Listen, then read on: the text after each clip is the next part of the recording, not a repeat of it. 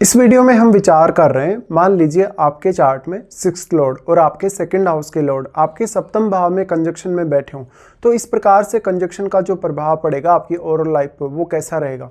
Marriage पर इस conjunction का कैसा इम्पैक्ट पड़ेगा, जीवन साथी के व्यवहार का, उनके साथ डील करने का आप पर कैसा प्रभाव रहेगा।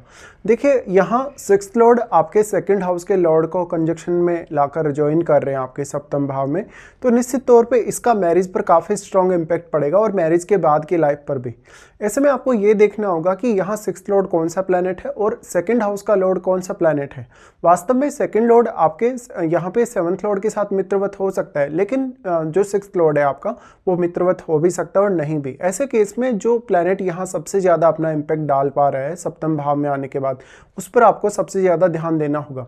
वास्तव में दोनों प्लैनेट के कंजक्शन से जब जब भी आप अपने जीवन साथी के साथ कोई पार्टनरशिप करने को देख रहे हैं, अपना फैमिली का कोई भी बिजनेस वगैरह साथ करने को देख रहे हैं, तो उस पर आपको एक बार पुनर्विचार अवश्य कर लेना चाहिए। क्योंकि वैसे अगर देखा जाए ज़्यादातर मामलों में तो सेकंड लॉर्ड का सप्तम भाव में आना ज़्यादा अच्छा है 6th लॉर्ड के यहाँ सप्तम भाव में आने के तुलना में।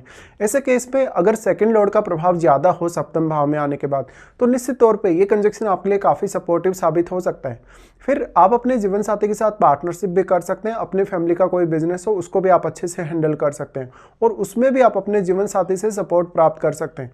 लेकिन सेकंड लॉर्ड अगर सप्तम भाव में आ गए तो जीवन साथी के थ्रू जो भी आपकी लाइफ में चेंजेस आएंगे, उनमें आपके जीवन में मेजरली जो आर्थिक चेंजेस हैं वो ज़्यादा दिखाई दे सकते हैं।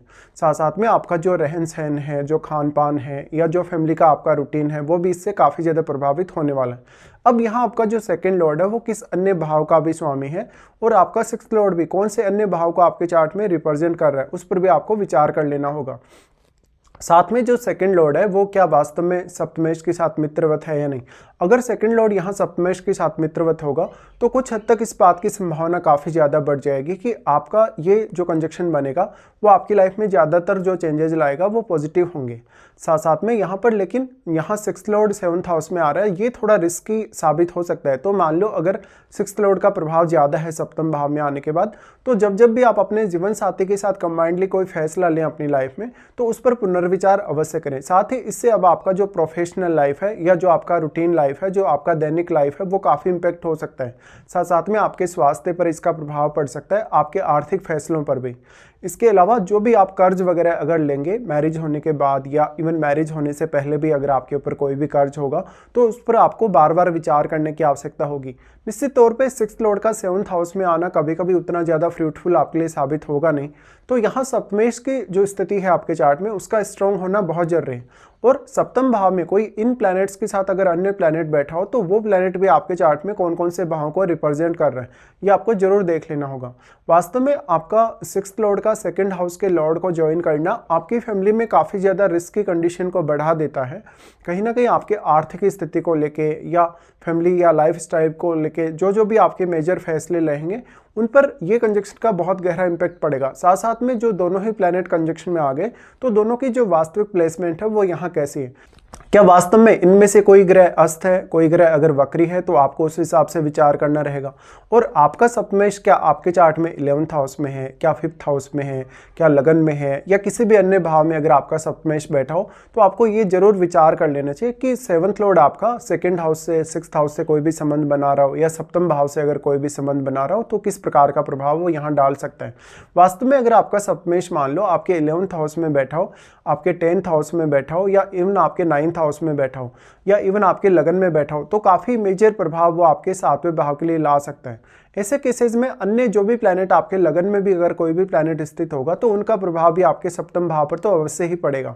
साथ साथ में ये दोनों प्लैनेट आपके लगन को भी स्ट्रांगली प्रभावित करेंगे। तो आपका जो ओवरऑल लाइफ है और ओवरऑल जो लाइफ में आपका कैरियर के लिए जो आप रूटीन अपनाते हैं, जो आप अपनी डेली लाइफ की जो प्लानिंग करते हैं, दैनिक जीवन में आप जिस तरीके से काम करते हैं, वो आपका जो काम है या उस काम का जो रूटीन है वो बहुत ज़्यादा इससे प्रभावित होने वाला है। अब ये जो दोनों का कंजक्शन है वो आपके पर्सनल जो छवि है, आपकी जो पब्लिक छवि है, उससे जुड़ गया।